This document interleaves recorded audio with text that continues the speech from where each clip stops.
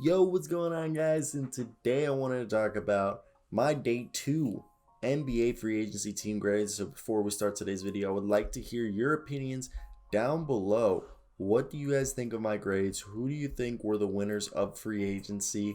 And who do you think were the losers?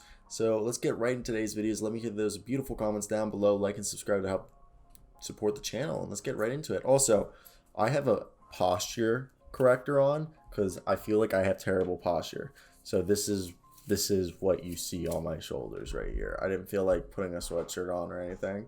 So I'm trying to get good posture.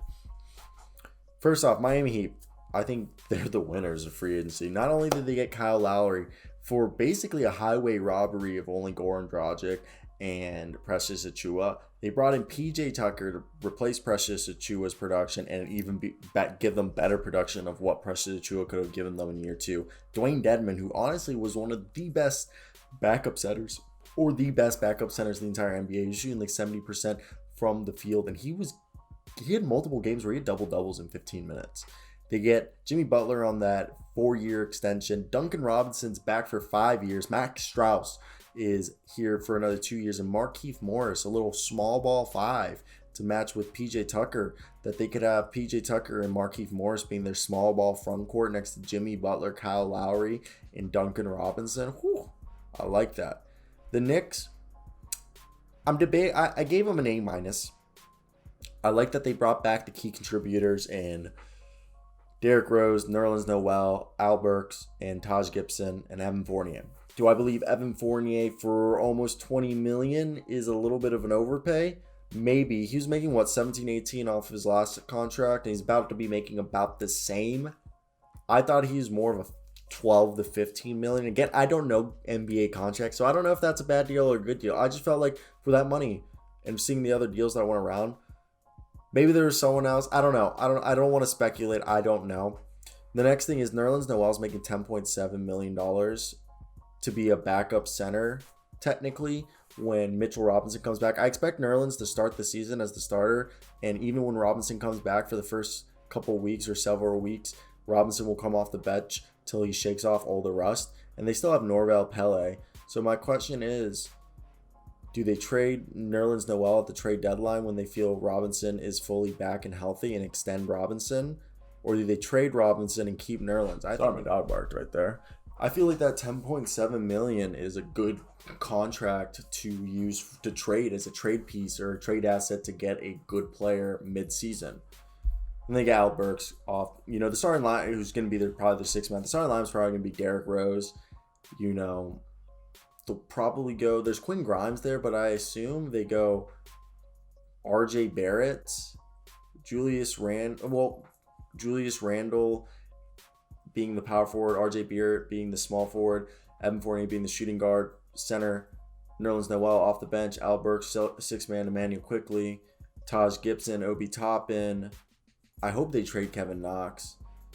And they have Valdoza, the Argentine Luca Valdoza. Huge fan of his. The Suns, I feel like Chris Paul, the 4-year deal, it should have been a 2+1, a 3-year deal with the third year being an option, is what I would have done. 4-year deal, yeah, you keep him for till he's 40, but I just felt like the 2+1 would have been better. Bring back Cameron Payne was good. Same thing with Abdel Nader. And they also got JaVale McGee, which is the center they needed. He's the Costco version of Dwight Howard. They brought back the team. They brought in a piece to help them that they needed in JaVale McGee. But with other teams getting deeper and better, I don't think the Suns did enough to get back to the NBA Finals. The Lakers. Everyone's the retirement home. The retirement home. Everybody old is going there. I want to say Malik Monk, Taylor Horton-Tucker, Kendrick Nunn are young guys. Kent Bazemore, Wayne Ellington are both guys who are just a year or two over 30 years old. Okay? Yes, Trevor Ariza, Dwight Howard, and Carmelo Anthony are the two oldest names, but Carmelo Anthony, Trevor Ariza, Dwight Howard are all great players. Dwight Howard and Carmelo are Hall of Famers. Look at this. First off, this team is deep. Russell Westbrook, LeBron James, and Anthony Davis have a hair in my mouth. Anthony Davis are the starting lineup. And Jesus Christ, that was a long ass hair. And Russell's the point guard. LeBron is the power forward. Davis is the center with Dwight backing him up. Now you got Carmelo backing up LeBron at power forward. At small, and even Trevor Ariza can play some power forward, but it's probably going to be Trevor Ariza at small forward, backing up. Maybe they start Talen Horton-Tucker. Maybe. I think there's also the option. I mean, they also have Marc Gasol to switch with Dwight Howard out there, but I think they could start even Carmelo. But I think the best was maybe Talen Horton-Tucker, and I think Kendrick Nunn could be a starter. But I really like the idea also Trevor Ariza starting. Kent Bazemore can play. So Kent Bazemore just Kent Bazemore is really the only guy who can play shooting guard and small forward. Wayne Ellington's a shooting guard. Malik Monk could play it, but Malik Monk could be their sixth man. Talen Horton-Tucker could play small forward, but because of his length, but he isn't tall enough. So I just really like this team, and I think they have a lot of options right there. The Bulls, I gave them an A- because defensively they got worse. Okay, they got worse, and I think they got rid of Stanarowski, and who wasn't great defender, but Garrett Temple was a good defender. They also got rid of Thad Young, who's a good defender. Get DeMar DeRozan, who's one of the worst defenders on the Spurs last year. And they bring in Lonzo Ball. Yes, he's a good defender, and so is Caruso. But I don't feel like... Yes, they could make it to the Eastern Conference Finals, and I think this team is very capable of making it to the Eastern Conference Finals, but I do not think they're capable of being championship caliber winning team. I feel like there isn't a dog or a guy who's in there that really who's going to set the tone or be the leader on both sides of the ball. So Reggie Bullock, but I met a Knicks fan today who said it was Reggie Bullock. Someone tell me, is it Reggie Bullock or Bullock? 3 years, 30.5. He's a shooter. He's the 3-and-D guy that the Mavericks wanted, and he seems perfect. Luka, Tim Hardaway Jr., Reggie Bullock, Dorian Finney-Smith, and Kristaps Porzingis is the starting lineup. I really like that. A lot of shooting, a lot of good defense. And then you have Kristaps and Luka being your worst defenders in that lineup. And maybe, I think Tim Hardaway Jr. is a better defender than Luka and Kristaps been as of late. I gave the Cavaliers a C+. I'm going to give them, honestly, a D. No moves. Jared Allen, that's cool. You just re-signed him. 5 years, $100 million. But you got Evan Mobley, who's probably going to be the center of the future. You have this Twin Towers. Should have signed and traded him to the Raptors. And I don't really like that. Also, Cody Zeller, Ben McLemore, and Tony Snell. Tony Snell's a great 3-and-D guy. He led the NBA in with the highest three-point percentage with over 100 or 150 attempts this year from three. So great. They kept Norman Powell, which they needed.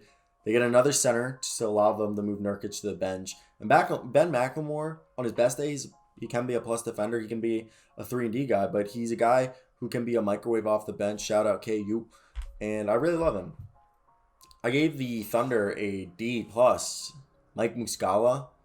They have Derek Favors. Why get Mike Muscala? Just play the young guys. Why do you need Mike Muscala? And you paid him $7 million. Maybe this is just a trade piece. The Jazz. Look, you have Udoka Azubuike. Why bring Hassan Whiteside? That doesn't help your problem that you had with Rudy Gobert in the playoffs. Why didn't you go out and get one of the Morris brothers? Or PJ Tucker? I liked Rudy Gay, though. He can play small forward and power forward. I really like that. And I like the fact that Mike Conley kind of took a discount. I loved what the Spurs did. Not only did they get Zach Collins, Jokic Poeltl, now Jacques Landale, who is right now a better and younger version of Aaron Baines, is going to come out here. I think Zach Collins can be a better defensive player, just as good or a better defensive player than Jokic Poeltl, and he has the potential to be a stretch 5. Jacques Landale is going to be that, Aaron Baines type player. We're going to probably see Drew Eubanks might get moved or to a 2-way contract. Doug McDermott, they get a 40% three-point shooter off the bench. It's going to be phenomenal. Get Alfred Camino if they do keep him. He's a guy who can switch between 3s, 4s, and 5s. And Thaddeus Young's a 4 and a small ball 5 who's phenomenal, who can pass the ball and hit the 3, and he's a great player, and he'll set the precedence as a leader. So I really like that. I really like this. The Spurs are going to be a playoff team, without a doubt, okay? I really do believe that they're going to be a playoff team, 8th or 7th seed at the very least. The Raptors, I gave them an A-. They get Goran Dragic and Precious Achua for Kyle Lowry. That's awesome. And then they bring in Sam Decker, who's shown to be a decent 3-and-D guy overseas, shooting 40% from 3 and like averaging like 15 points a game. And you get a guy who can get maybe a steal. He got some length. He probably plays stretch 4 for you guys too. Precious Achua can play small ball 5. Really, I could think he could be their starting center next to Pascal Siakam once he puts the weight on. This might be a season or 2 away from that. He needs to put on maybe 20 pounds to be a starting center. But I think that's a good idea. And Dragic, Malachi Flynn, Gary Trent Jr., and Fred VanVleet are going to run the backcourt. I like that. I gave the 76ers a C because, I like the re-signing for 3 years, only $5 million a year for Furkan Korkmaz. I like that. But Andre Drummond, you just want another slowpoke out there? He was an ass for the Lakers in the playoffs. So you really just downgraded. Dwight Howard's better than Andre Drummond. And Georges Niang is a great stretch 4. He's a guy who's going to shoot near 40% for you. He's not going to give you much defense, but the minivan will just hit threes all day for you. Trey Lyles is a slower and not as good version at like shooting as Georges Niang. He's taller, not as good shooter, not as good at like athletically, like speed wise, and he's a tad bit better defensively and a better rebounder. But he's a good backup for $2.5 million a year to back up Kelly Olynyk, who averaged 19 points, 54% from the field, 39% from 3, 8.5 assists. I'm not 8.5 assists, 8.5 rebounds, like 3.5 assists, and a block and steal game for the Rockets. Kelly Olynyk's a beast. And they get another point guard to join Kellyan Hayes and Cade Cunningham with Corey Joseph that they brought back. I give the Rockets a C because I also think the Pistons could be a playoff team. The Rockets, Daniel Tice to come in with Christian Wood, Jayshawn Tate. I like that. He's not bad. He's a good guy. He's a veteran. And David Nwaba, he's a defender. 3 years, $15 million. It's a good contract. They didn't help themselves. They should have kept going young. I don't know why you're out older guys. Then over here, I gave a B- to the Pelicans. They were supposed to make moves to help them become win now, so Zion doesn't leave. But bringing in Devontae Graham, that's good. I like that. I mean, Lonzo probably is the better point guard, but, this is a good upgrade. He could be their sixth man, too, if they really wanted to. But I think Devontae Graham should start. Garrett Temple, great defender, but he's 34 years old. He's supposed to be a 3-and-D guy, but he's kind of lost the 3 in that. He's more of just D. Tomas Stanoransky could play point guard. That's why I said they could start Tomas Stanoransky, who's a 6'7" point guard. Kind of a better shooter. He's similar as Michael Carter-Williams in that he's like this all-around point guard who's not super athletic. He can do a little bit of everything. He's a better shooter than Michael Carter-Williams is. And similar athlete, though. Didi Lozanda, they waived him and then they brought him back on a cheaper deal. I gave the Clippers, they kept Batum, which they needed. That's why I gave them a C+, but they didn't do anything to help them win more. The Pacers, I gave them a B-. Did they do stuff to help them win more? Yeah, Torrey Craig, they had the Costco version of him last year and Jakar Sampson, and they bring in the full, the luxury, the name brand version, and Torrey Craig, a guy who plays tenacious D and can give you some points as a slasher and with the occasional bucket. T.J. McConnell brought back makes moving on from Malcolm Brogdon easier if they need to, and I think T.J. McConnell's an underrated point guard in the league. Kiefer Sykes is probably going to be brought in just for a training camp deal, see what he can do. I think they're a playoff team, the Pacers. The Denver Nuggets, I give them a B+. I love them bringing back Austin Rivers, and that gives Rivers, Monte Morris, also Monte Morris, Austin Rivers, Facundo Campazzo, Jamal Murray, and Bones Highland as their backcourt. And until Jamal Murray, Rivers, Bones Highland, Facundo Campazzo, and Monte Morris is a great guard position. They also have PJ Dozier, who Austin Rivers could probably play some shooting guard. Jeff Green is a guy who can play small forward and power forward. He'll stretch the floor, and he's a switchable defender on 3s and 4s. And JaMychal Green is a stretch 4 and small ball 5. So I'd like the Green brothers right here. They're not related. I just called them the Green Bros because I wanted to. And Will Barton being brought back on a little bit more expensive contract. Yeah, he's good. And I think he was good to bring him back. You make up for... You need to figure out how to make up for it. Find a defender. The Hornets moved Devontae Graham for a first-round pick. I did that as one of the transactions. That was great. I gave him a B for that. And they brought in Ish Smith. He's a guy who's hit 37% from three the past 2 years. And he's a guy who'll give you like 8 points, 9 points off the bench, 6 assists and 6. I'll say 5 assists and 5 rebounds a game. That's better. The Bucks, I think they really improved the roster. Not only they brought Rodney Hood brought Rodney Hood in, and they brought George Hill back, but they also got Sheme Ojale, a guy who is a small ball 5 and a 4, who's super strong, is willing to take the 3, and he's a decent defender. And they brought back Bobby Portis on a pretty cheap deal. So they brought in 4 players that I really like. Rodney Hood could legitimately be their 6th man. He's a scorer. The Kings did well. They brought back, Rayshawn Holmes, 4 years, $55 million. That's a great deal for them. Not too bad, and it's something they needed. They needed to bring back Holmes. And they brought him a little running mate in Alex Lynn, who had a decent season with the Washington Wizards. I like that. I think it was a good deal. And Mo Harkless returns. The Nets, I gave them a C+. I like Griffin being brought back and James Johnson being brought in. I like that. James Johnson's a guy who does a little bit of everything. He can pass the ball, you can hit the 3, you can block shots, you can defend, you can switch on players, he can score, he rebounds. I like him. He had a really strong start for the Pelicans last year, and he's perfect. Patty Mills is a great shooter, great microwave off the bench, and Bruce Brown, a little bit of the Swiss Army knife who does a little bit of everything. Then you got the Hawks. They improved themselves. They got behind Onyeka Okongwu and Clint Capella, Gorgie Dang, a guy who's a 5, but he can also be a stretch 4 if needed, and brought back Solomon Hill, which they needed to do. Then they also, over here, the Golden State Warriors, they brought in Otto Porter, who's going to be a great scorer off the bench behind Andrew Wiggins, and he'll replace Kelly Oubre. Hopefully he can sign and trade Kelly Oubre for more assets. But yeah, the Warriors are slowly building up that bench again. Now they have Juan Toscano Anderson, Michael Mulder, Damian Lee, Jordan Poole, Gary Payton II, Nemja, Otto Porter Jr. Really where they lack is a backup center.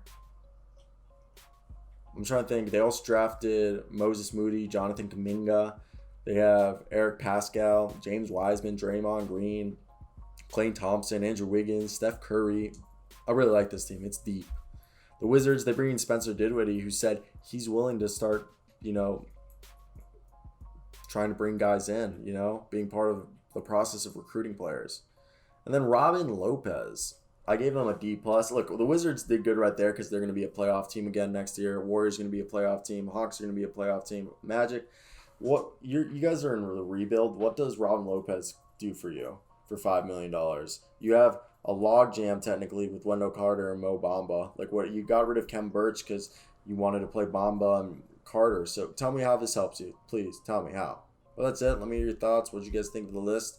Like and subscribe. That's about it for me today, guys. Peace. Oh.